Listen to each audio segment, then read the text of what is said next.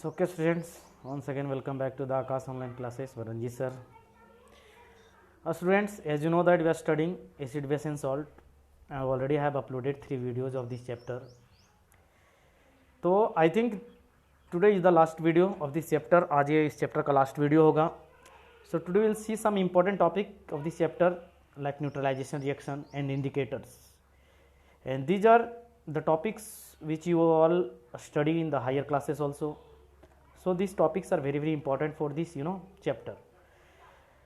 So at first मैं सब लोगों से गुजारिश करना चाहूँगा कि जो बच्चे इस चैनल को सब्सक्राइब नहीं किए हैं, at first subscribe this channel और बेल आइकन को प्रेस करेंगे ताकि जब भी मैं वीडियो बनाऊँ सबसे पहले नोटिफिकेशन आपको मिलता रहे।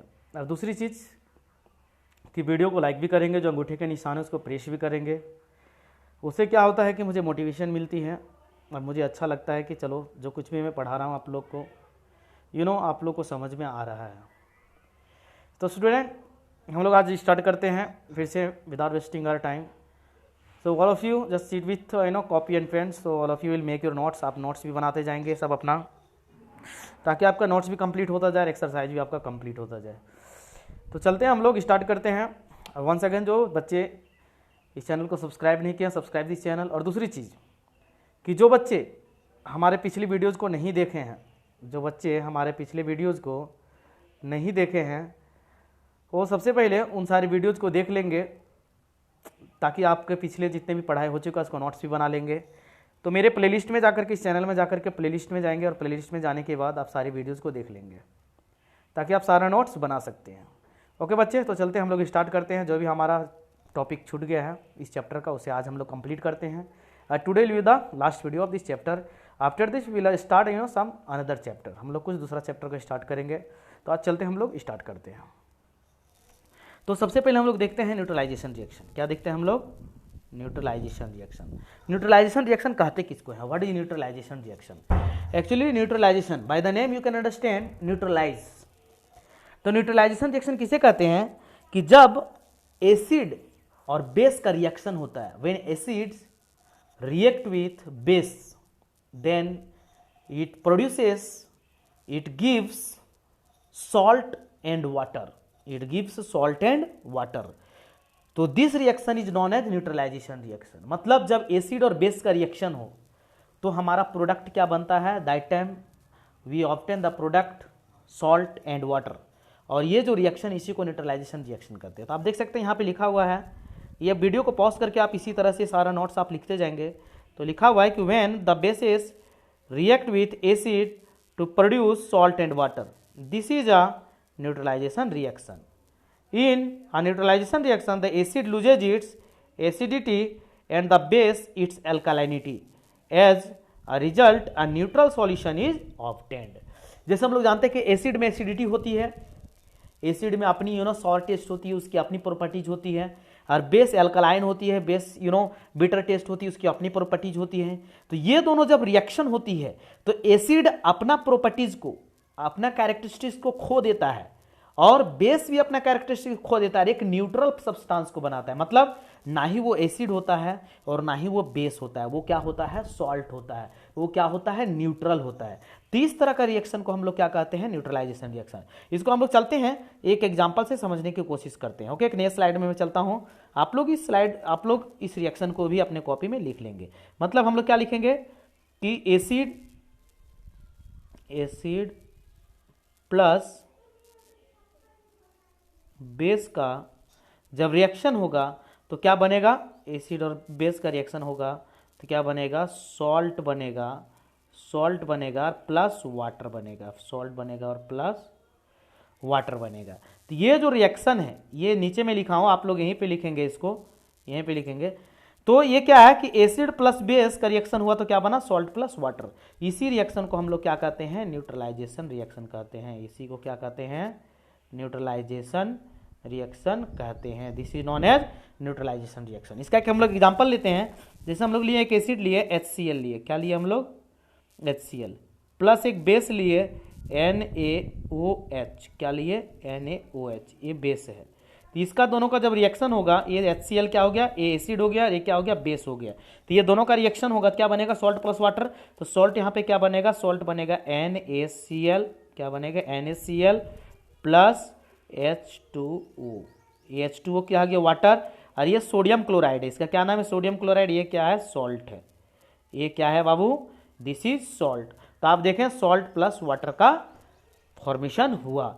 ये जो NaCl है इसे कॉमन सॉल्ट कहते हैं, जो हम लोग घरों में खाते हैं उसका फॉर्मूला होता है NaCl, that is common salt. तो आप देख सकते हैं कि HCl एसिड है, यहाँ पे क्या है, बेस NaOH सोडियम हाइड्रोक्साइड, ये क्या हो गया, हाइड्रोक्लोरिक एसिड। HCl क्या है, इसका नाम भी आप लोग नीचे लिखेंगे, HCl is hydrochloric acid, NaOH sodium hydroxide, और ये NaCl क्या हो गया, सॉल्ट हो गया, N सोडियम क्लोराइड, और H2O क्या हो गया, वाटर हो गया। तो आप यू कैन सी हियर कि this is acid, this is acid, this is base, then when it react with each other, then the formation of salt and water takes place. So this reaction is known as neutralization reaction.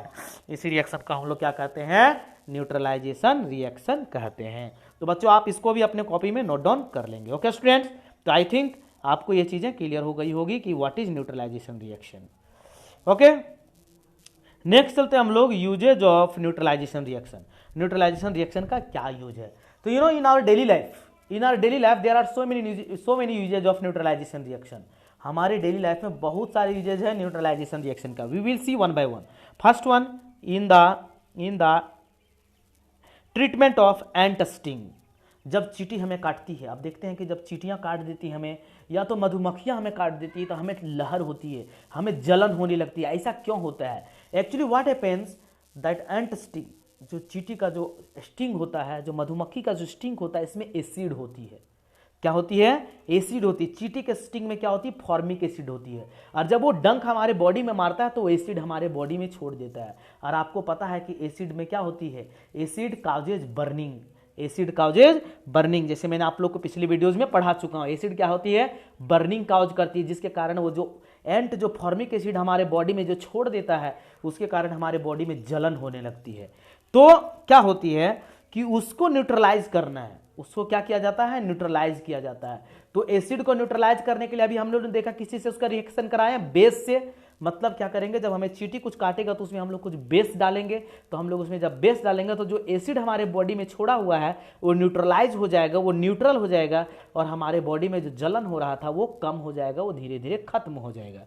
तो चलिए हम लोग देखते हैं कि some people are highly allergetic to ant sting as it releases formic acid. जैसे मैंने अभी आपको बताया, क्या होता है, एंट स्टिंग कुछ लोग ऐसे होते हैं हाईली एलर्जिक होते हैं। हाईली एलर्जिक का मतलब कि यू नो कुछ लोगों को जब चींटी काटती है उतना असर नहीं होता है, लेकिन कुछ लोगों को ज़्यादा जलन देती है। क्यों, क्योंकि उसको एलर्जिक होता है, उसकी एलर्जी ज़्यादा होती है। तो उसमें एंट के जो होती है स्टिंग, उसमें क्या होती है, फॉर्मिक एसिड होती है। फॉर्मिक एसिड का फॉर्मूला क्या होता है, फॉर्मिक एसिड का फॉर्मूला आप लिख लेंगे। फॉर्मिक एसिड का फॉर्मूला होता है HCOOH। ये फॉर्मिक एसिड का फॉर्मूला है, HCOOH।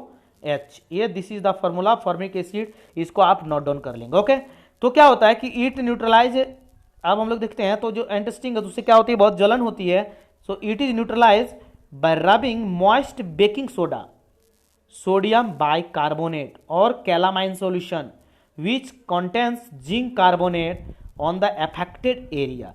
तो ये जो एंट स्टिंग जो हमारे बॉडी में जो छोड़ देता है, जो जलन होने लगता है, तो उसको न्यूट्रलाइज करने के लिए क्या यूज करना चाहिए, बेकिंग सोडा। उस जगह जहां पे चींटी काटा है वहां पे बेकिंग सोडा लगाना चाहिए। बेकिंग सोडा क्या होता है, सोडियम बाइकार्बोनेट। बेकिंग सोडा क्या होता है, सोडियम बाइकार्बोनेट। अब सोडियम बाइकार्बोनेट का फॉर्मूला क्या होता है, इसको भी आप लिख लेंगे। सोडियम बाइकार्बोनेट का फॉर्मूला होता है Na2CO3। Na2CO, ये 3 नीचे है, इसको आप देख लेंगे, ये 3 नीचे है, Na2CO3। ये सोडियम बाइकार्बोनेट हो गया। क्या हो गया, ये सोडियम बाइकार्बोनेट। इसे बेकिंग सोडा भी बोलते हैं। बेकिंग सोडा मतलब जैसे देखते हैं हम लोग पकोड़े वगैरह घर पे बनाते हैं, कुछ पुआ पकवान बनाते हैं, तो उसमें बेकिंग सोडा डाला जाता है। So that is baking soda. वो क्या होता है, बेस होता है। वो क्या होता है, बेस होता है। तो जहां पे भी एंट स्टिंग, जहां पे हमारा एंट जो चींटी होती है, स्टिंग जहां पे मारा होता है, वहां पे ये बेकिंग पाउडर को अगर आप लगा लेते हैं, उसको डाल देते हैं, तो धीरे धीरे वो जलन कम हो जाती है। सिर्फ एंट ही नहीं, अगर मधुमक्खियां भी काटा है उस जगह पे अगर आप बेकिंग सोडा डालते हैं तो धीरे धीरे न्यूट्रलाइज हो जाएगा और जो जलन हो रहा है वो कम हो जाएगा। या तो फिर कैलामाइन सॉल्यूशन, क्या ले सकते हैं उसके जगह पे, कैलामाइन सॉल्यूशन। कैलामाइन सॉल्यूशन क्या होता है, जिंक कार्बोनेट। जिंक कार्बोनेट का फॉर्मूला क्या होता है, ये सारे फॉर्मूला आप नोट डाउन करते जाएंगे, मैं आपसे पूछूंगा। Okay guys, zinc carbonate, zinc carbonate का फॉर्मूला होता है ZnCO3। क्या होता है? ZnCO3। ये जिंक कार्बोनेट हो गया कैलामाइन सॉल्यूशन। या तो फिर जो आपके घरों पे, सबके घरों पे साबुन होती है, साबुन क्या होती है? वो बेस होती है। साबुन व्हाट इज साबुन? Soap that is base. तो जहां पे भी अफेक्टेड एरिया, मतलब जहां पे स्टिंग मारा गया है, मधुमक्खी या तो फिर चींटी, वहां पे आप उस जगह पे लगा लेंगे तो धीरे धीरे आपको वो न्यूट्रलाइज कर देगा, मतलब जो एसिड है वहां पे वो न्यूट्रलाइज हो जाएगा और जलन कम हो जाएगा। तो आई थिंक आपको ये चीजें बेहतर समझ में आया होगा। चलते हैं हम लोग अब नेक्स्ट स्लाइड में। अगला कहां पे? इन the treatment of indigestion. In the treatment of indigestion मतलब ये न्यूट्रलाइजेशन रिएक्शन का यूजेज हम लोग पढ़ रहे हैं। हम लोग क्या पढ़ रहे हैं? The application of neutralization reaction. So in the treatment of indigestion. Indigestion का मतलब अपाचन, मतलब जो हमें खाना जब सही से नहीं पचता है। हम लोग देखते हैं कभी कभी खाने हमें नहीं पचता है, पेट में हमें दर्द टाइप का होने लगती है, या तो लूज मोशन होने लगती है, या तो फिर हमारे मुंह से कुछ अजीब तरह का स्मेल आने लगती है। ऐसा क्यों होता है? क्योंकि खाने हमारे बॉडी में नहीं पचता है। तो आखिर क्यों नहीं पचता है? एज यू नो दैट हमारे स्टोमक में, हमारे पेट में हाइड्रोक्लोरिक एसिड होता है। हमारे पेट में क्या होती है? Hydrochloric acid. हाइड्रोक्लोरिक एसिड का क्या फॉर्मूला होता है? अभी मैंने पिछले स्लाइड में बताया था, HCl होता है। क्या होता है? HCl। हाइड्रोक्लोरिक एसिड का फॉर्मूला क्या होता है? HCl। ओके भाई, तो इसको आप लोग नोट डाउन कर लेंगे। तो ये जब हमारे बॉडी में ये एसिड की मात्रा जब बढ़ जाती है, क्या हो जाती है? एसिड की मात्रा बढ़ जाती है। जब ये हाइड्रोक्लोरिक एसिड की मात्रा बढ़ जाती है तो खाना पचने में दिक्कतें आने लगती है, हमें खाना अच्छे से नहीं पचता है। तब हम क्या करते हैं? तो उस न्यूट्रलाइज करने के लिए जो एसिड हमारे बॉडी के अंदर, जो HCl हमारे बॉडी के अंदर जो बढ़ गया है, उसको न्यूट्रलाइज करने के लिए बेस लेना पड़ेगा हमें। क्या लेना पड़ेगा? हमें बेस लेना पड़ेगा। तो आप लोग देखते हैं कि इनो हम लोग पीते हैं।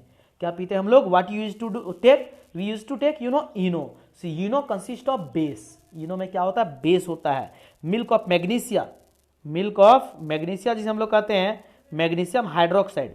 ये मिल्क ऑफ मैग्नीशिया जो है, इसका फॉर्मूला क्या होता है? इसका मिल्क ऑफ मैग्नीशिया का फॉर्मूला क्या होता है? मैग्नीशियम, इसको मैग्नीशियम हाइड्रोक्साइड कहते हैं, MgOH2। This is the formula of milk of magnesia. और इसका केमिकल नेम होता है मैग्नीशियम हाइड्रोक्साइड। क्या होता है इसका केमिकल नेम? Magnesium hydroxide. ये चीजें जो कुछ भी मैं बोल रहा हूं आप लोग नोट डाउन करते जाएंगे। तो ये मिल्क ऑफ मैग्नीशिया जो है उसको हम लोग खाते हैं, तो उससे क्या होता है कि बेस हम लोग ले रहे हैं अंदर में। हम लोग क्या ले रहे हैं? बेस ले रहे हैं। तो जो एसिड जो मात्रा जो स्टोमक में बढ़ गई उसको न्यूट्रलाइज कर देता है और फिर खाना हमारे आसानी से पचने लगता है। ओके गाइस, तो हमारा ये सेकेंड यूज कहां पे हुआ? इन the treatment of indigestion. Okay, तब हम लोग चलते हैं next, in the treatment of soil. In the treatment of soil, जो सॉइल के ट्रीटमेंट में भी न्यूट्रलाइजेशन रिएक्शन का यूज किया जाता है। न्यूट्रलाइजेशन रिएक्शन मतलब एक सिंपल समझना कि एसिड है तो उसके इफेक्ट को खत्म कर देना, मतलब एसिडिटी की मात्रा को खत्म कर देना। तो देखते हैं in the treatment of soil में क्या होता है कि when the soil is too acidic, जब ज्यादा एसिडिक हो जाता है, it is treated with slaked lime और क्विक लाइम, जिसे हम लोग चूना बोलते हैं अपनी नॉर्मल भाषा में। जो चूना होता है उसको हम लोग यूज करते हैं, विच इज अ बेस। चूना क्या होता है? वो बेस होता है। If the soil if the soil is too basic, it is treated with organic matter such as fertilizer that are obtained from vegetables or fruits as they are acidic in nature। तो क्या बताया मैंने कि जब what happens कि जब मिट्टी में एसिडिक मात्रा बढ़ जाए, जैसे हम लोग खाद का यूज करते हैं, बहुत सारा मैन्यूर्स का, फर्टिलाइजर्स का यूज करते हैं, जिसके कारण क्या होता है? एसिडिक मात्रा बढ़ जाती है। और जब एसिडिक मात्रा बढ़ जाती है तो उस मिट्टी में हमारा कोई भी अनाज अच्छे से नहीं हो पाता है। तो उसके ट्रीटमेंट के लिए उसमें क्या डाला जाता है? उसमें हमारा बेस, चूना डालते हैं हम लोग। क्या डालते हैं उसमें? हम लोग चूना डालते हैं। तो चूना क्या करते हैं? एक बेस है। बेस है तो क्या करते हैं? उस मिट्टी के न्यूट्रलाइज कर देता है, फिर हमारे खेती फसल अच्छी होने लगती है। दूसरी चीज, अगर बेसिक मात्रा ज्यादा हो जाए, अगर खेतों में बेसिक की मात्रा ज्यादा हो जाए तो हम लोग फर्टिलाइजर डालेंगे। हम लोग क्या डालेंगे? उसमें फर्टिलाइजर डालेंगे और वो फाइनली न्यूट्रलाइज हो जाएगा और फिर खेती हमारा अच्छे से होने लगेगा। नेक्स्ट हम लोग चलते हैं in the treatment of sewage waste. In the treatment of sewage waste. Sewage waste, sewage हम लोग किसे कहते हैं? सीवेज हम लोग देखते हैं कि जो नाले हम लोग घरों से जो लिक्विड वेस्ट निकालते हैं, हमारे देखते हैं वेस्ट जो होते हैं दो तरह का होते हैं, हमारे घरों से दो तरह का वेस्ट निकलता है। एक निकलता है सॉलिड वेस्ट, दूसरा होता है लिक्विड वेस्ट। सॉलिड वेस्ट मतलब हो गया हमारे जितने भी हम लोग सब्जी वगैरह का छिलका हो गया, चावल हो गया, ये सब हमारे सॉलिड वेस्ट हो गया।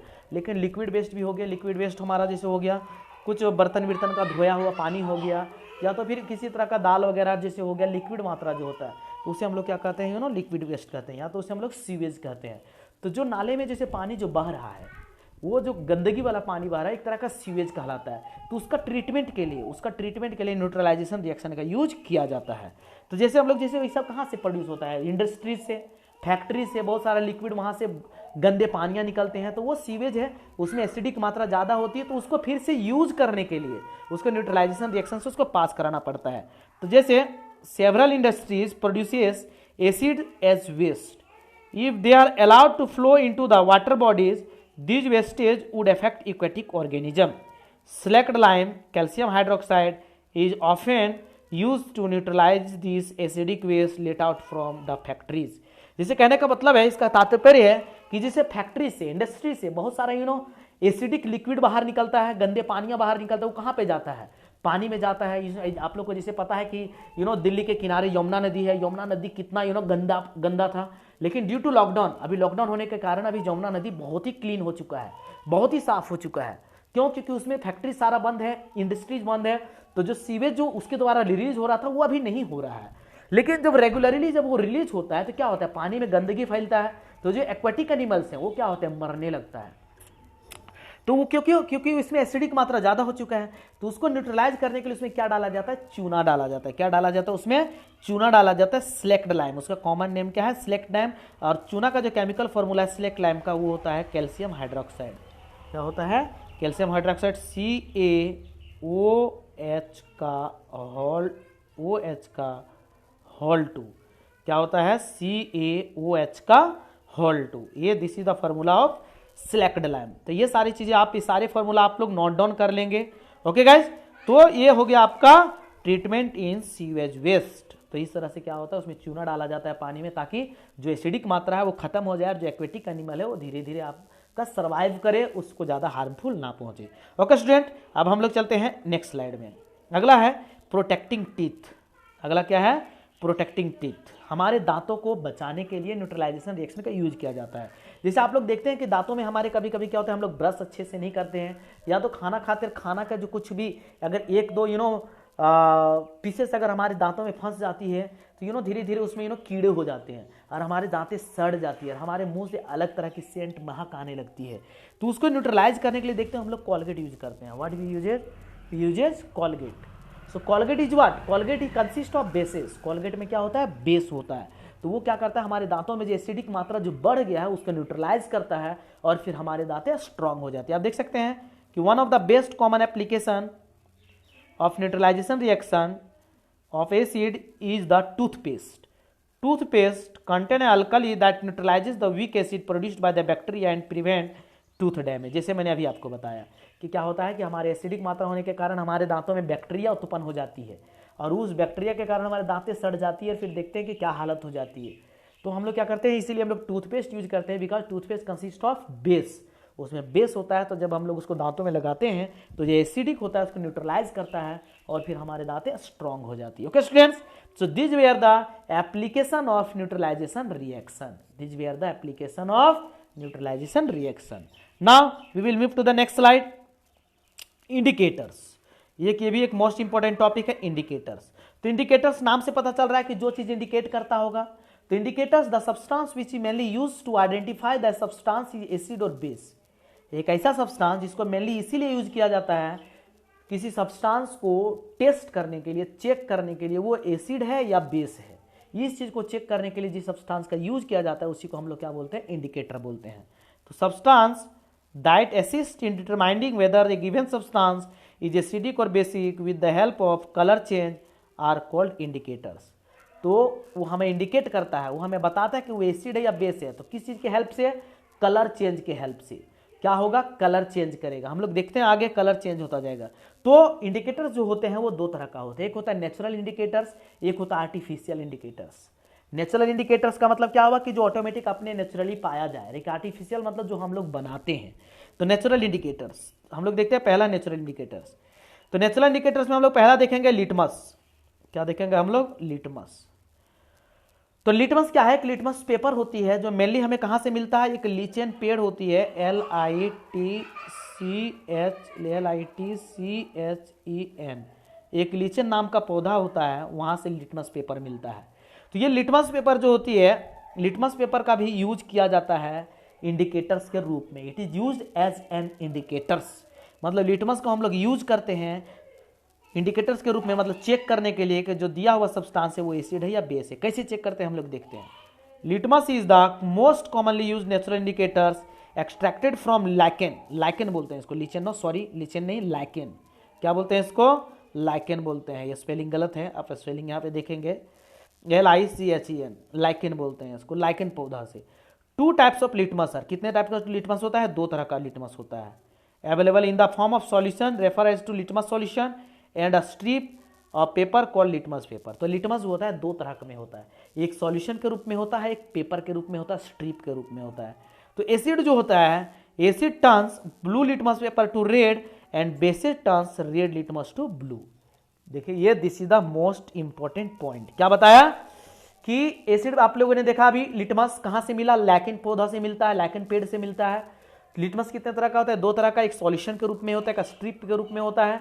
जो सॉल्यूशन के रूप में होता है उसे लिटमस सॉल्यूशन बोलते हैं, जो स्ट्रिप के रूप में होता है उसे लिटमस पेपर बोलते हैं। तो क्या होता है कि लिटमस पेपर जो होता है, एसिड में क्या इसका इफेक्ट होता है कि ब्लू लिटमस पेपर आपका रेड में चेंज हो जाएगा। अगर एसिड है और ब्लू लिटमस में अगर हम लोग डालते हैं तो वो रेड में चेंज हो जाएगा, लेकिन अगर उसको रेड में डालेंगे तो किसी तरह का कोई चेंजिंग नहीं होगा। तो आप लोगों ने देखा blue litmus paper changes into red. मैंने आप लोग को एसिड जब पढ़ा रहे थे that time already I had explain this topic. Okay students, तो क्या होता है? Acid turns blue litmus paper into red and bases turns red litmus into blue. Okay, next हम लोग चलते हैं टर्मेरिक। ये हम लोग लिटमस के बारे में हम लोग देख लिए कि litmus is the natural indicator, litmus के बारे में। नेक्स्ट हम लोग देखते हैं, next we will see turmeric. Okay, wait for 1 minute.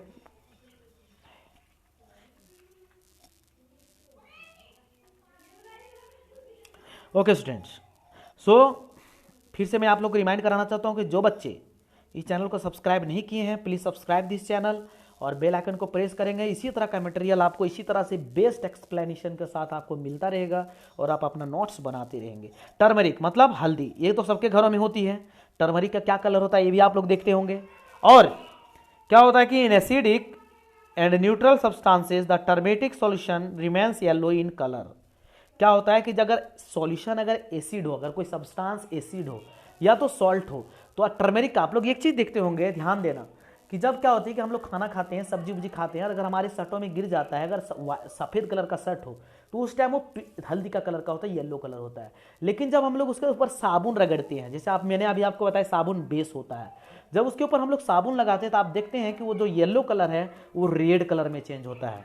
वो किस कलर में चेंज हो जाता है? रेड कलर में। ये चीज आपको सोचने वाली है।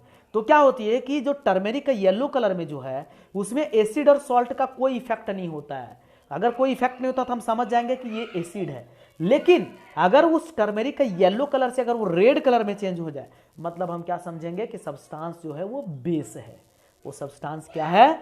बेस है। ओके स्टूडेंट्स, तो आप लोग इसको घरों में भी देखते हैं, घरों में भी आप इसको देखे हैं, ऑब्जर्व किए हैं। चलते हैं हम लोग नेक्स्ट स्लाइड में हम लोग मूव करेंगे। चाइना रोज, नेक्स्ट क्या है नेचुरल इंडिकेटर? China rose. तो चाइना रोज एक तरह का है, ये हिबिस्कस है, एक तरह का फूल है, फ्लावर है। तो China rose hibiscus juice obtain from the petals is used as neutral indicators. क्या बोला है कि चाइना रोज जो उसका जूस को निकाल करके उसको नेचुरल इंडिकेटर की तरह से यूज किया जाता है। If acidic substance are added it turns dark pink magenta in colour while adding basic substance make the juice green। तो आप देख सकते हैं कि चाइना रोज का एसिड का क्या इफेक्ट होता है इसमें और बेस का क्या इफेक्ट होता है। अगर एसिड है और वो अगर एसिड को चाइना रोज में उसका जूस में अगर हम लोग डाल रहे हैं तो किस कलर में चेंज हो जाएगा, डार्क पिंक, जिसको हम लोग मैजेंटा बोलते हैं। क्या बोलते हैं उसको, मैजेंटा। तो डार्क पिंक में चेंज हो जाएगा। मतलब अगर डार्क पिंक में चेंज हो रहा है तो हम लोग समझ जाएंगे वो सब्सटेंस क्या है, एसिड है। लेकिन अगर ग्रीन कलर में चेंज हो जाए तो हम समझ जाएंगे कि वो सब्सटेंस बेस है। Understood guys? तो आई होप आपको बेहतर चीजें समझ में आया होगा, आपको क्लियर हो रहा होगा कॉन्सेप्ट। और हाँ, आप लोग अगर वीडियो अच्छा लग रहा हो तो वीडियो को लाइक भी करें, बहुत मेहनत करता हूँ आप लोग के लिए, तो आप वीडियो को लाइक भी करेंगे ताकि मुझे मोटिवेशन मिलता रहे। Okay students, so other commonly use acid methyl orange. Methyl orange क्या होता है, colour in acid. Colour in acid में क्या होता है, रेड ऑरेंज हो जाता है। और फिनोल्फेथोलिन, इसका क्या देखेंगे, ये कलरलेस होता है। ये क्या हो जाता है, कलरलेस होता है। These are also some natural indicators. Methyl orange acid में क्या होता है, रेड ऑरेंज चला जाता है और बेस पे इस पर कोई इफेक्ट नहीं होता है। फिनोल्फेथोनिल ये कलरलेस होता है एसिड में। ओके बच्चे, अब हम लोग चलते हैं नेक्स्ट स्लाइड। अगला है यूनिवर्सल इंडिकेटर्स। अगला क्या है, यूनिवर्सल इंडिकेटर्स। इसी ये एक तरह का आर्टिफिशियल इंडिकेटर्स है। ये क्या है, आर्टिफिशियल इंडिकेटर्स। तो ये जो यूनिवर्सल इंडिकेटर्स है इसी को हमारा वर्ल्ड वाइड यूज किया जाता है, पूरी दुनिया में यूज किया जाता है। तो यूनिवर्सल इंडिकेटर क्या है वो सबसे पहले हम लोग देखेंगे। Universal indicators are mixing of dyes और compounds that show a gradual change in colour to indicate the acidity और basic for pH values 1 to 14। Universal indicator actually क्या है, आर्टिफिशियल है, इसे मैनमेड है, आदमी के द्वारा बनाया गया है।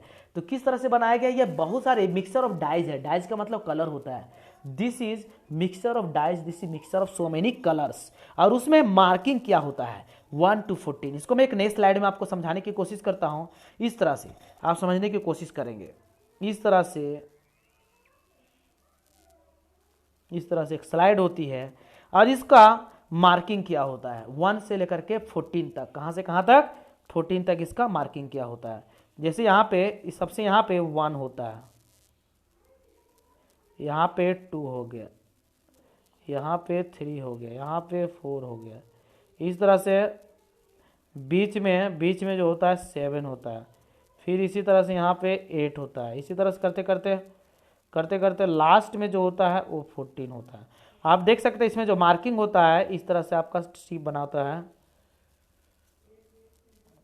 इस टाइप का इसमें बना होता है। और सबका अलग अलग कलर होता है। जैसे 1 में है तो इसका कलर अलग होता है, 2 में अलग कलर अलग होता है, 3 में कलर अलग होता है, 4 में कलर अलग होता है, 5 में कलर अलग होता है। तो इस तरह से मार्किंग क्या होता है, कहां से कहां तक क्या होता है, 1 to 14 मार्किंग क्या होता है। ये एक तरह का यूनिवर्सल इंडिकेटर होता है। ये 1 to 14 क्या है, पीएच वैल्यू। इसे हम लोग क्या कहते हैं, इसे हम लोग पीएच वैल्यू कहते हैं। पीएच वैल्यू, ये पीएच है क्या, पी का मतलब होता है पावर और एच का मतलब होता है हाइड्रोजन। पी का मतलब क्या होता है, पावर, और एच का मतलब होता है हाइड्रोजन। मतलब पावर ऑफ हाइड्रोजन आयन, मतलब कितना हाइड्रोजन आयन है। जैसे मैंने आप लोग को बताया था कि acid consist of hydrogen ion and base consist of hydroxide ion, मतलब OH होता है।